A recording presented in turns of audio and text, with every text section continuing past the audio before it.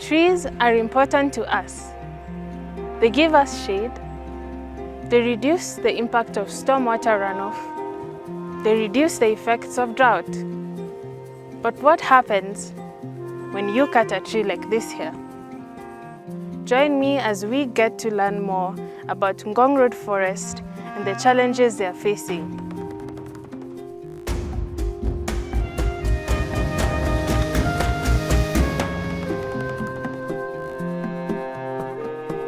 Situated in the middle of a concrete jungle is Nairobi's largest indigenous urban forest. Ngong Road Forest, found between latitudes 1 degree and 19 minutes south, longitudes 36 degrees and 45 minutes north, is crossed by Ngong Road and Southern Bypass, separating the forest into 5 sections. Ngong Road Forest is a very precious and unique forest. It is the biggest indigenous forest within a city in Kenya and beyond. It is a forest that is a very beautiful forest with a lot of indigenous trees, 80% indigenous and 20% exotic.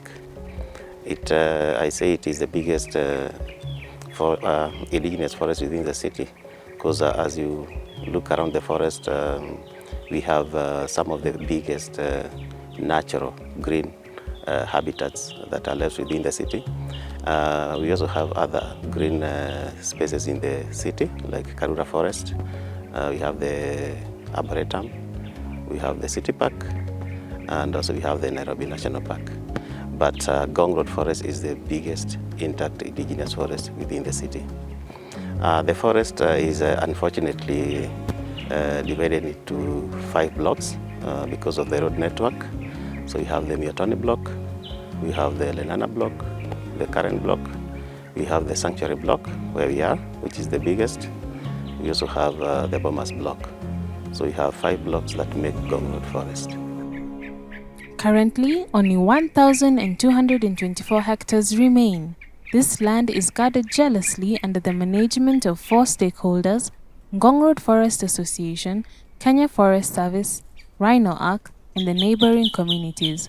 Their aim is to protect, conserve, and save the forest from further destruction in 2 stages. Stage 1. It involves setting up forest security and basic infrastructure, such as fencing. Stage 2 involves setting up sustainable community and visitor activities that promote environmental conservation, community engagement and employment, education, as well as recreation. The forest is facing quite a number of challenges. The biggest one being that of the security of the forest. The forest itself is not safe from excisions or attempted land grabbing because the forest is not fenced. And we believe once the forest is fenced, the forest itself and the biodiversity and whatever it carries will be safe.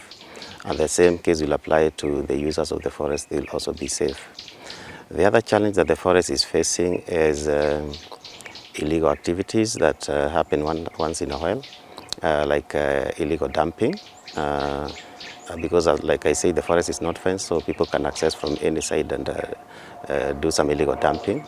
Other than illegal dumping, we also have illegal activities happening once in a while, sporadic, like tree poaching, people coming in to cut some wood for firewood and for carving.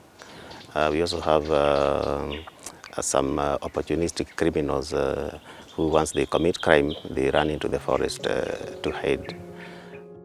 Ngong Road Forest is in the process of establishing a secure perimeter fence for each of the 5 sections.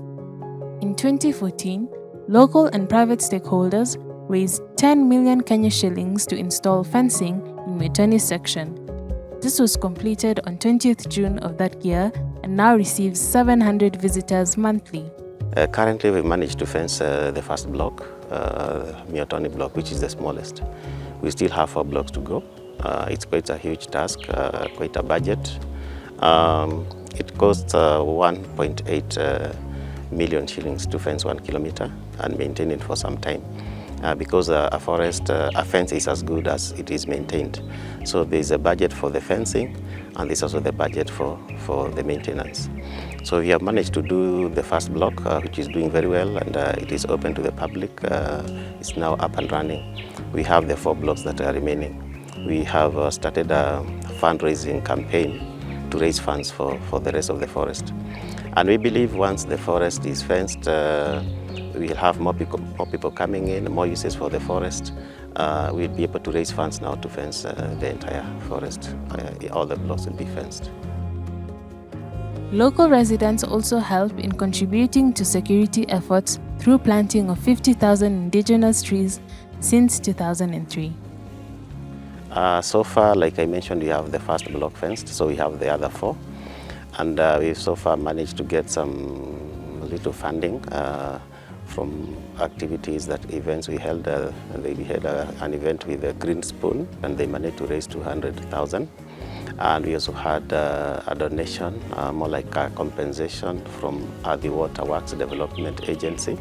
It's an agency that is developing a sewer through the forest. And one of the things that we discussed with them is that they have to donate towards the protection of the entire forest.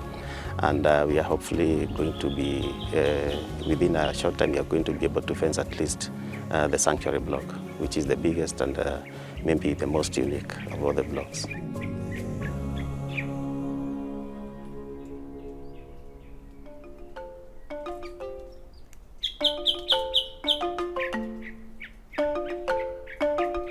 Ngong Road Forest is home to a variety of species of both plants and animals.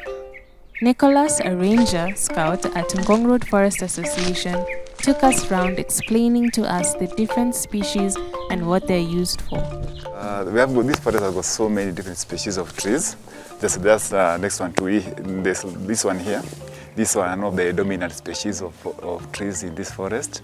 And this one is called the Vempris simplifolia. And that's a botanical name. And the locals will call it moderento. So this species, mostly you like that it's being liked by the people who live in Kibera, because it's very good for the firewood, because it doesn't need to be dry for them to come and start and cut it. They just cut it and just go make a fire, and the fire will just make a very good fire. Even the customers who are buying the fire from the areas where they're coming from, they prefer this one because it has got a very good charcoal and also makes a good fire for them. Then we also have another species here. This one is called Croton megalocarpus. The locals call it Mukinduri. So it's one of the dominant species of trees in this forest. This one, I hear the people saying that the seeds has got an oil on it. So there's something that maybe they were considering, maybe in future they'll be extracting oil from the croton seeds. Yeah. Mr. Simon Nganga encourages Kenyans to take up the civic duty to protect, manage and conserve the environment and natural resources as per the Kenyan Constitution. Without the trees that usually absorb that carbon and all that pollution, our city will be in a mess. So it's a very precious and unique resource that needs collective protection. Ngong Road Forest seeks to preserve this jewel and is doing so through contributions from well-wishers. If you would like to do so, visit their website as displayed below. Let's help our community fence a forest. I am Daisy Love Kirote, reporting for Hope TV.